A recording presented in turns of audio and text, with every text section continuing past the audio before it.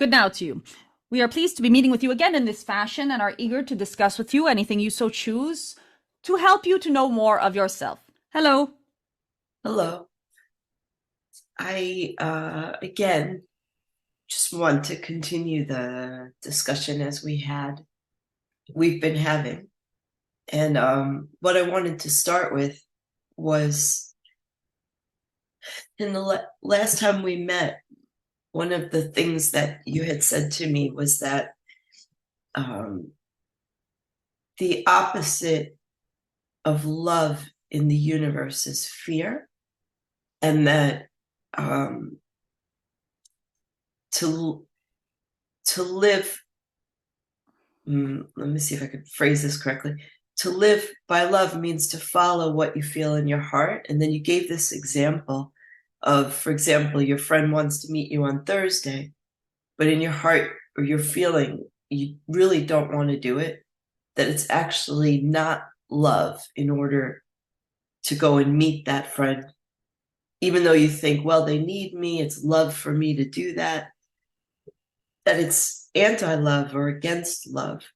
Uh, and I wanted to delve into that further because that one really stuck with me among many, many things that you said, in the sense that to hear it put in that way was very freeing for me.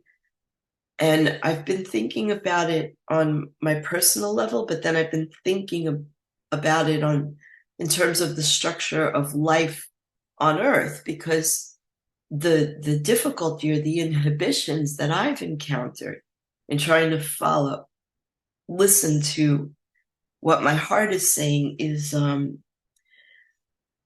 you have both mental as thought as well as emotional blocks to do that. And what I mean by that is, say my friend wants to meet me on Thursday and I don't want to do it. I'll find within me thoughts like, oh, you're selfish, or oh, you're a bad girl if you don't do that. And I was thinking it through. It's almost the way in which we're taught. Like, if you don't do what your parents want from you, you're a bad person. If you don't follow social rules, even though your heart says this is not the right thing to do, there's actually punishment for it, right? It could be a fine, or you could go to jail or something like that. So there's almost a structure that makes it difficult to hear your own heart and to follow it without fear. Those are the mental thoughts. And then emotionally, you come up against your own emotions of, oh, I won't make that person angry. And if I make that person angry, then they won't be my friend anymore. And so I guess that's as far as I've gotten with it. But the blocks I find within me, I feel like it's almost like the structure of life on Earth that makes it so difficult to hear your own inner gut, your own inner feeling, as you would call it, your own inner divine. I was wondering if you could speak to that. Yes, there is one confusion in your statement, and that it is not the structure of life on Earth. Indeed, the structure of life on Earth, life as in what all existence is the following of one's heart. Yes, you are in a collective, a civilization that has chosen a structure that does not align with life or the principles of life itself. You see this on the micro and macro levels. You see it in your species being the only one upon your planet that engages in killing one another for reasons outside of direct survival. You also see it on micro levels, as in your example of there being rules that say whether or not you are good, as if the judgment of whether or not you were good was not in place before your even birth. In other words, the fact that you exist is proof that you are worthy of existence. Mm. Everything else is the icing on the cake. And you have created a structure, a false structure that you, yourself, and each and every being that comes into this particular collective has chosen as part of their theme, as part of the game to unravel or undo. This is why you have also come in with the measurement ability of your emotional guidance system to tell you that there is a dissonance between what you feel in your heart and what you are either being asked to experiment with, or the behavior that you are being asked or coaxed into. You do see that children, for example, have far more ability in expressing their resistance to that what is ridiculous in your culture or your civilization, even something such as finish your vegetables. A child will scream and shout and say that it is not correct for them to finish their vegetables. Of course, they do get conditioned over time into believing that it is important to listen to what their parents are saying about vegetables, into believing that it is important to follow the guidance of what is deemed to be healthy. And we do agree that yes, vegetables are one of the healthy aspects for your physical vessel, but you will see that the conditioning that you have as an adult is far greater than that what you have as a child. In fact, children often ask the most innocent of questions, such as, well, if these two people don't get along, why are they punching each other instead of simply talking about it? And so the conditioning that you have that has brought you into a state of not being able to easily follow your heart because of this system that you are in is not natural. But your heart and the guidance within you is. Therefore, what we are saying to you is that in honoring that first, you are better equipped to understand where it is you can be flexible within the system and the constraints that you have created. And yes, do need some level of respecting up until such point as you transmute and transform them.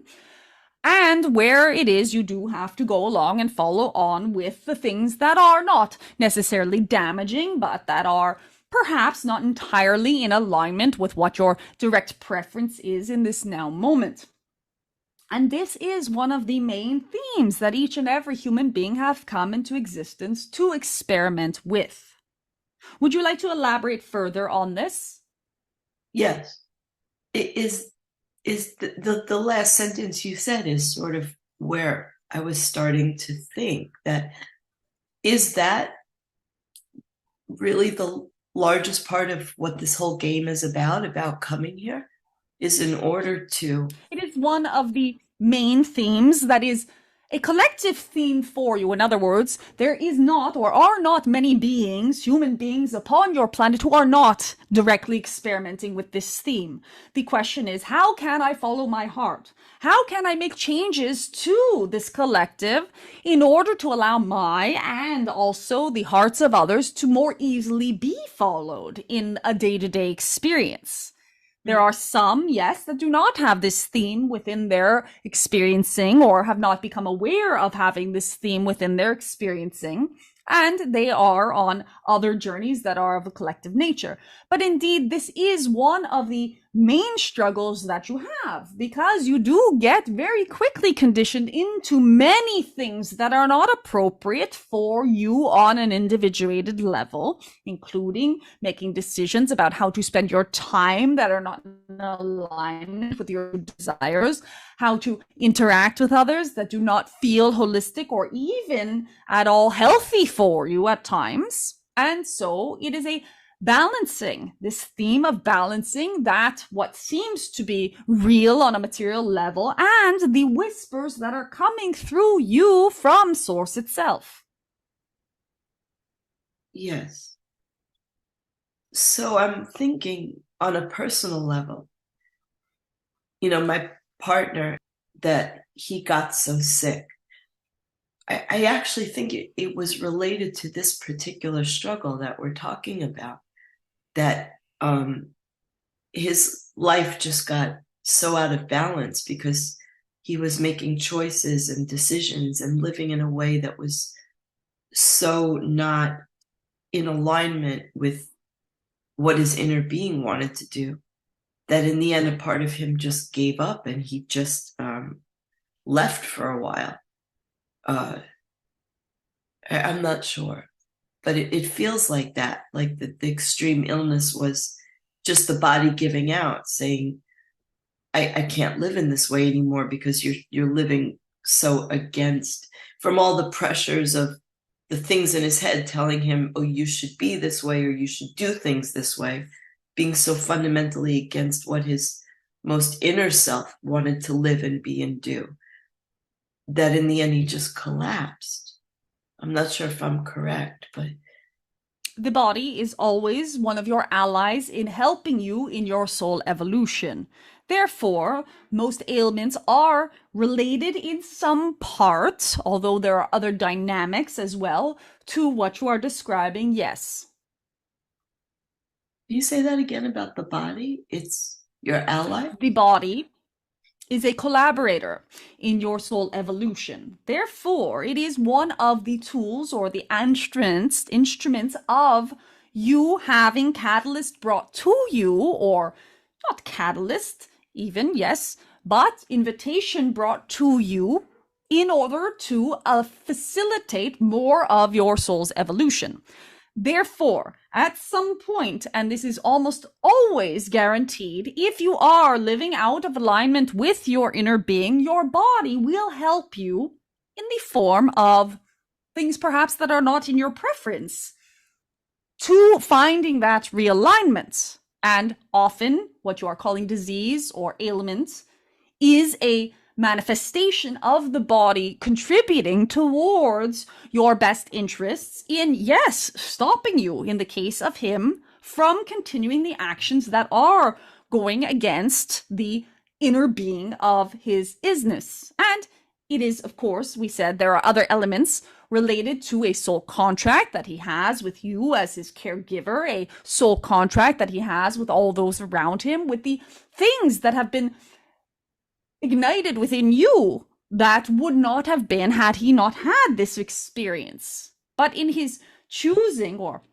not only him, but in beings choosing to go against what their soul is whispering to them, often the body will collaborate in creating experiences that will force, or at least impede you from continuing down that route and encourage you to changing directions. You know this also because often you have heard of beings who have had near-death experiences and they have changed their entire perspective, or beings who have gone through terminal illness and miraculously recovered but are completely changed by that experience.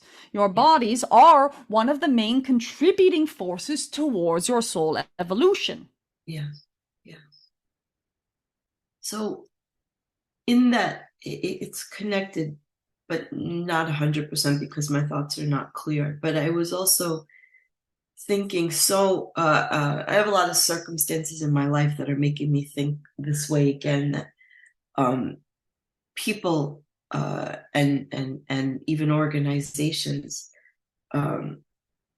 are always trying to get money from each other. There's so much of life that's about money. And I feel that what is behind that is this fear. Like, I must take from you because I'm concerned about my own survival. And really, it becomes an individuation because the taking, what's behind it is a fear that I can't survive. And I feel like maybe it's directly connected to the inability to trust your heart, trust life, trust that things will be okay. So does this make sense? Yes? It is a astute observation, and also points to deep misunderstanding, not in your part, but in terms of those who would seek money as a form of security. Money ultimately is an illusion, one of the greatest illusions that you have created. There is no such thing as money. There's no such thing as power. But you have created this game to have these playing cards, these pieces that go into the box, and have said, we will compete for this. As long as one is playing that game, the game of securing one's well-being with financial means and believing that there is a limited resource of well-being, they cannot play the true game of life, which is that you are infinitely in access of well-being. And we know that it is difficult to come out of the programming into the knowing that well-being, no matter the circumstance, is available to you. We have spoken with you before, and we know that you are quite astute at this, because even in your circumstances, you do find well-being often. And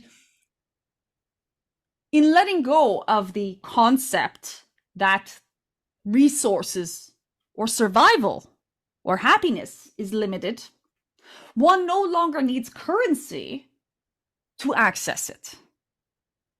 In the not needing currency to access it, you tap into the vibration where that is becoming available to you, but there's no longer taking from another, and instead the sharing with another. In other words, your resources now are no longer there to prevent you from some calamity that you believe is on the horizon, because you know that there is no calamity, that even in your most dire circumstances, there is something to be gained, something valuable, something beautiful to learn, either on a soul level or to achieve within your own personal experiencing.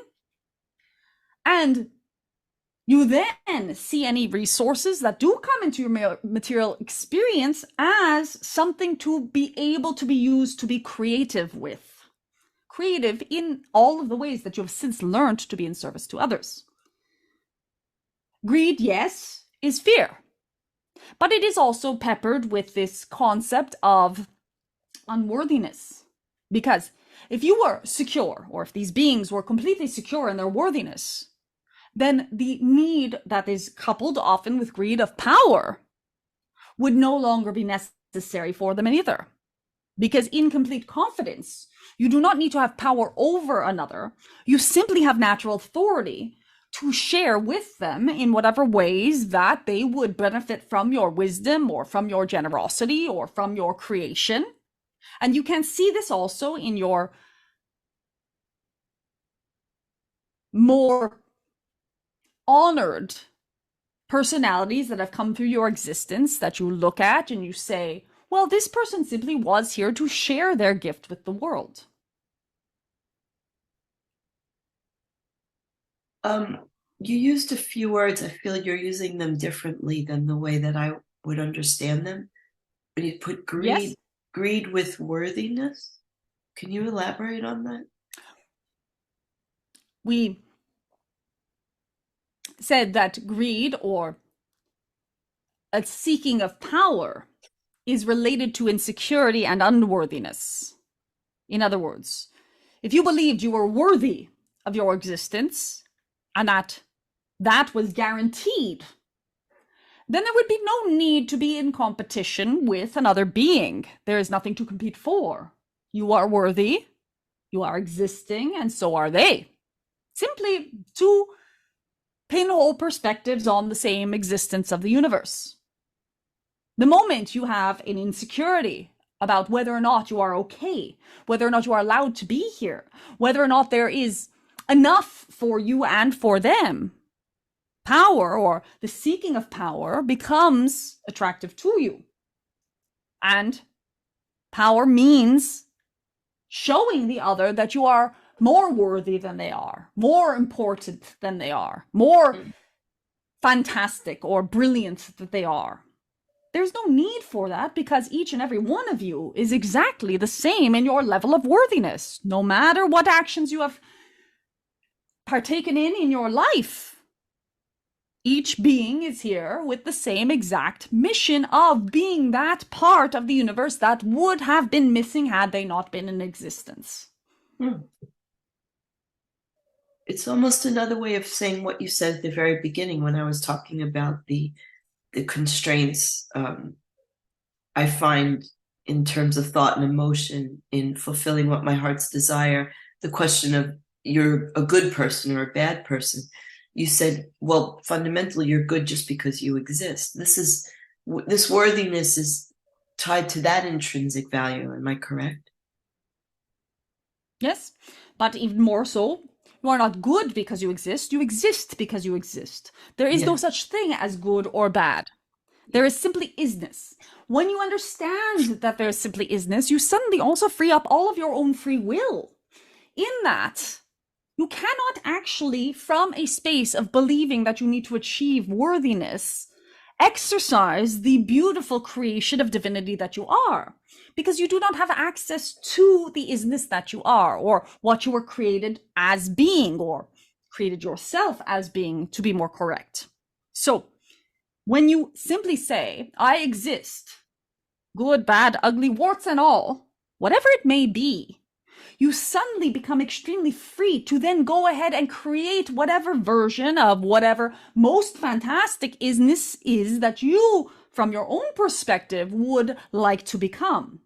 As long as you remain in a system of believing that there is good or bad, you are then conditioned by whatever words you believe are associated with those things. There are many beings on your planet that think it is bad to have money, and they remain in a state of not experiencing the freedom of the abundance that existence itself has provided for them. They've lived in that constraint. They've also been taught to live in that constraint. Yeah. There are beings on this planet who think that it is bad to do certain actions that other beings think it would be horrible to not do them. And in these judgments of self and other, you are then not allowed or able to really evaluate what your inner being is telling you about existence and the creativity that you are here to experience and to enjoy. Could you give an example of that one? What you said that about being horrible. What one being might consider horrible, another might consider the way that they're supposed to live. Yes. For example, one sees someone do something, a crime, perhaps killing another. There is one group of people who believes that it is not correct to judge that person. Yes, perhaps to rehabilitate them and to help them to come back into society, to be more productive, to learn from their mistakes. And there is another group of people that says that if you do not seek vengeance or judgment on that person and punish them, then you yourself are facilitating that action that they did that was incorrect. You see, there is so much perspective. But if you simply see this action of this person killing another person as what has occurred in existence without judgment, this occurred. My preference, perhaps, is that people do not harm one another. My preference, perhaps, is that we live in harmony. But if you take away the idea of good or bad, you can see what is. And what is this person killed another person.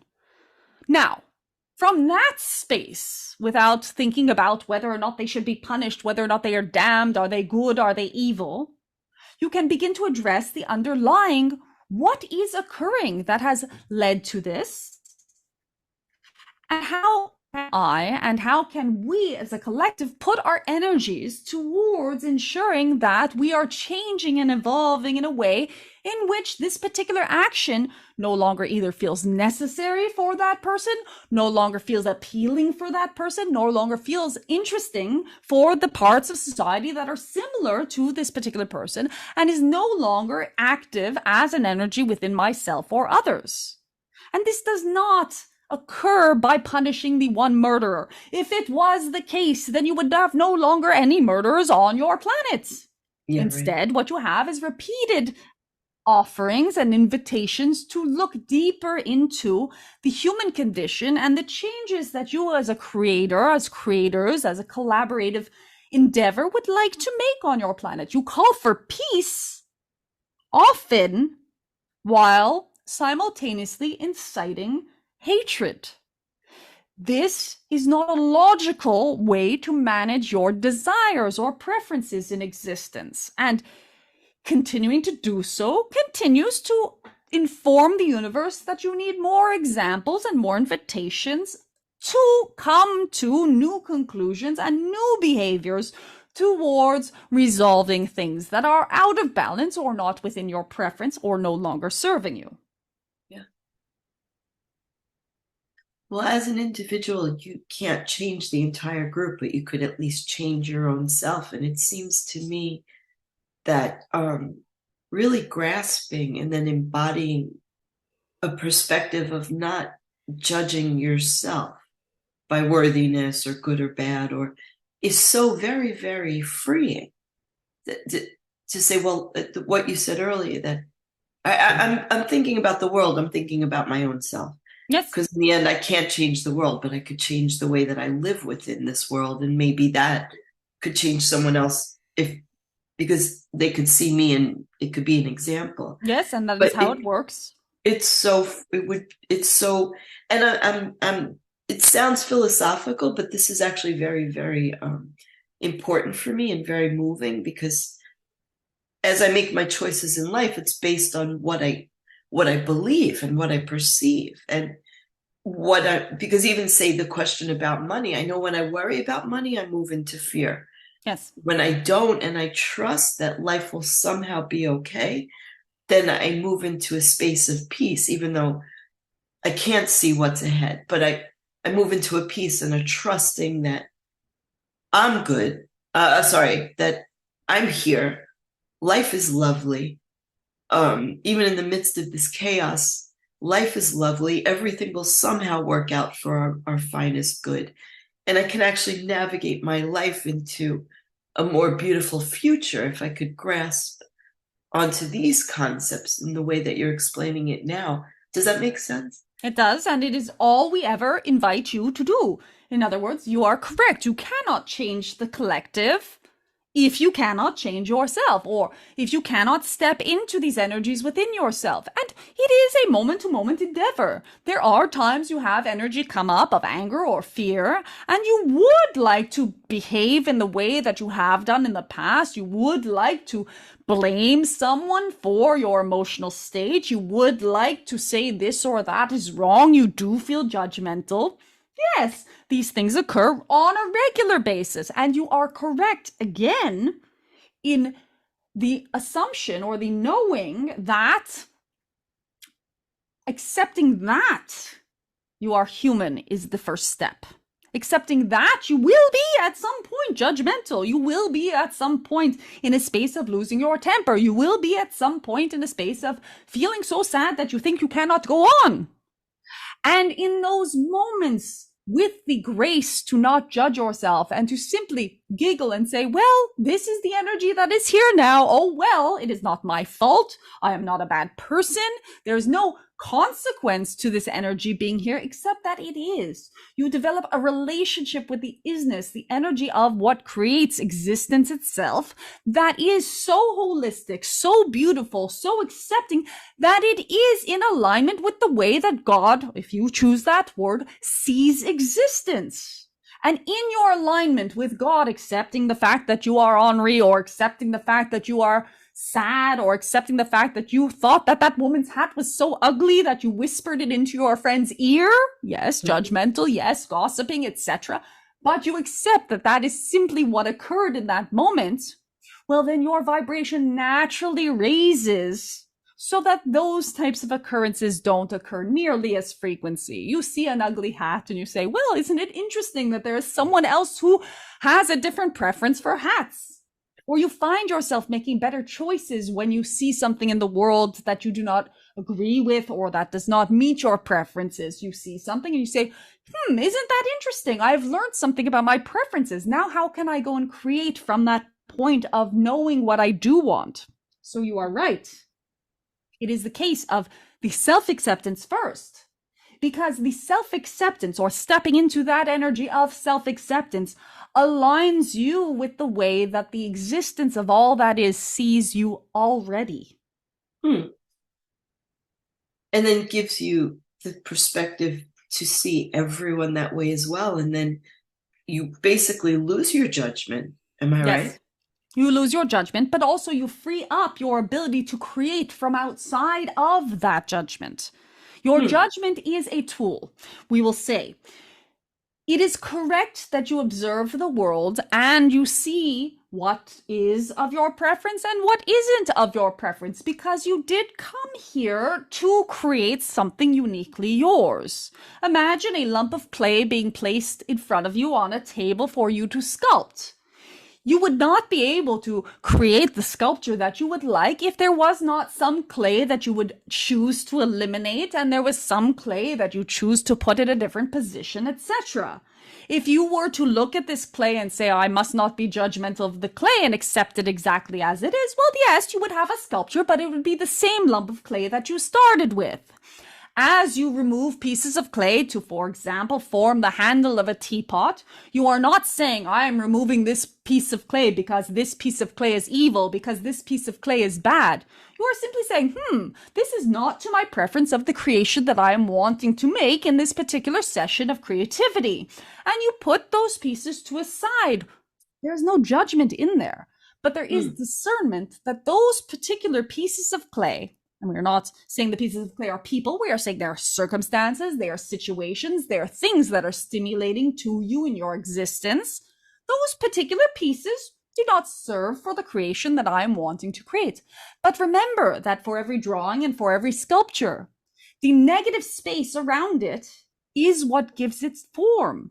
So you are being asked to look at the positive and the negative only in as much as it is your ability to create whatever it is you are wanting to create in your experiencing of life.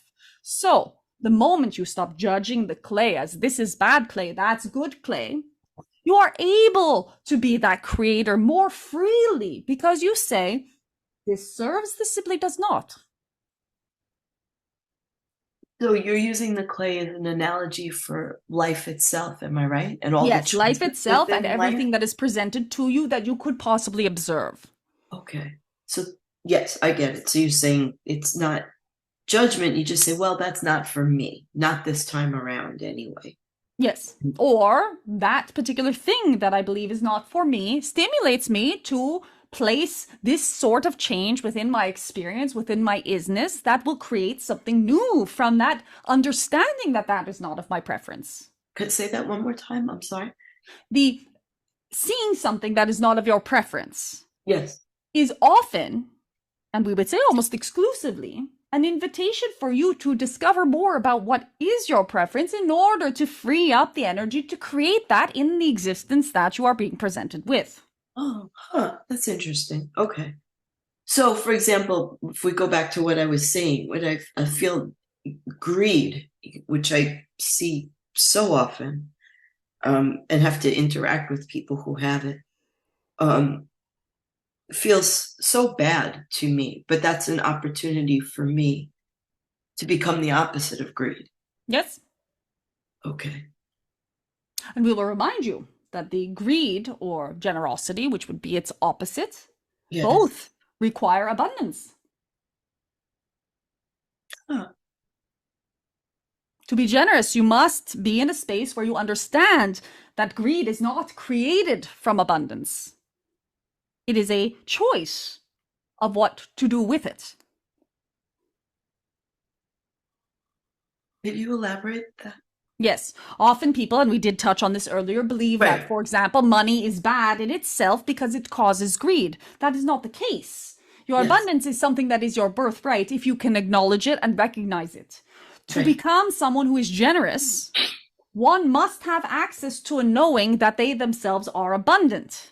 Right, right. Therefore, often you will see the same people who are, or similar looking people who are very successful in their lives, who are very good at managing their money, one taking the route of hoarding it or greed or trying to accumulate at the detriment of others, and the other still, yes, having quite a lot of abundance or material wealth that they then are able to create new things to create abundance for others as well. So they are the same energy, just different ends of the stick. Yes, yes. Okay. And then to go back to why that example came up, it's you're presented with all these opportunities, and then you yourself choose which energies you want to play with while you're here. Yes. That pretty much would sum up what life is about. Am I right? Yes, that is correct. And we have time for one more question. The word well-being you used again. Can you elaborate what you mean when you say well-being? Yes, we can say that well-being is simply feeling well in your being. And being is the isness of the now moment. So, well-being is not conditional upon circumstance. You can have well-being anytime you are aware of your being state, of your isness, of, for example, I am sitting on this chair in this room in this now moment. The air is this temperature. You have also deemed this to be called mindfulness, and acknowledging, not even judging or analyzing, but acknowledging that all is well. All is always well. No matter what your then creative perspective on it is, the fact that you exist is the proof, again, that all is well. Yes, there may be pain. Yes, there may be suffering. Yes, there may be heartache, but all still is well. That is the statement of the isness of the universe. You may not be able to see it from the limited perspective, and that also is well. It is okay if you cannot see it. It is okay if you are feeling the way you are feeling. It is safe to be in every moment that you are in. And yes, we know that this statement can be very difficult for those of you who are in moments of violence or those of you who are in moments in deep suffering. But that does not take away from the reality that no matter what is occurring, all is well. The only secret to well-being is to align and acknowledge that as often as possible. Okay. That seems to be the theme we've been circling around in this conversation, because I feel like it's the theme of my life, of what I'm learning, is to just always let go of my concepts and just trust and just keep moving forward with it's all, I like the word well instead of saying it's all good, just to say it's all well, and just keep moving toward that feeling. Yes. And all is well. And to wrap this up, why don't we ask you a question to change things, as it is in our curiosity, and we feel like you will find many answers as you answer this question. If you, or when you, step into that state of unconditional well-being, how good will you feel? Very, because there's, for me, peace there. All the anxiety goes away. So that is a beautiful state, and we would offer to you to bask in that vibration. And the next time anxiety comes up, remember, it is okay for it to be there. You can even step into the well-being then. Or when there is fear that arises, that too is okay. And you will find that as you practice this, even in the difficult moments, and of course, there will be moments, many moments, where it is simple to practice this. But if you practice it or begin to practice it in the difficult moments, you will not fall apart. And if anything, you will learn this resilience into that state of peace in a constant and even keel manner. So you say to sit with myself when I feel anxiety and say, it's well that anxiety is here. Yes. Okay. Instead of trying to push it away, which is what I do. Okay. Yes, because pushing it away will invite it to come again to give you its wisdom. And it will, at some point, give you its wisdom. This is why you have breakthroughs or realizations.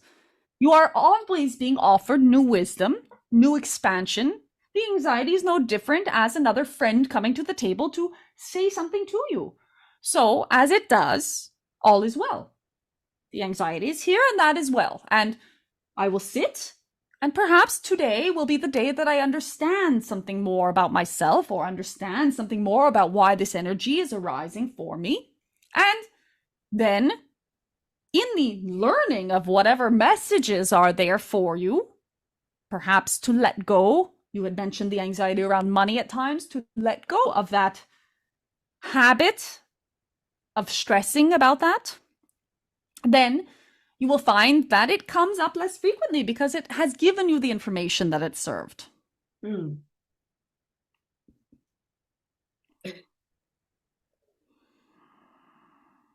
We know that for you all truly is well. We know that too for your partner all truly is well. And we know that you are aligning with more and more the perspective of isness in these aspects. We also will again say to you that we admire your strength, your resilience, and your willingness to step into these energies and to come through into your soul journey and your soul mission while here on your incarnate path. And with that, we leave you with the light and the love of 1,000 suns.